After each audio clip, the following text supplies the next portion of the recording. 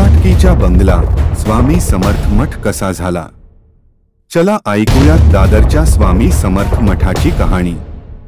सन 1910 मध्ये मठ स्थापन झाला। कै भाऊसाहेब देशमुख त्यावेळी मुंबई कलेक्टरचे हेड क्लार्क असल्यामुळे दादरची पुढे होणारी वाढ त्यांना माहीत होती।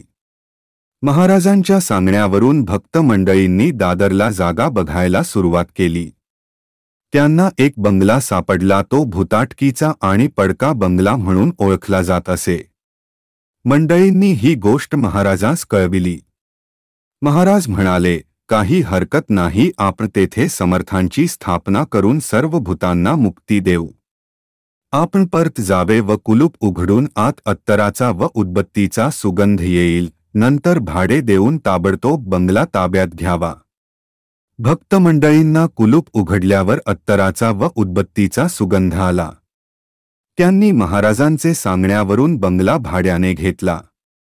भाड्याने घेतलेला बंगलाच आपल्या आजच्या मठाचे स्थान आहे। त्यानंतर सन 1910 मध्ये मठ स्थापन झाला। बोला श्री स्वामी समर्थ।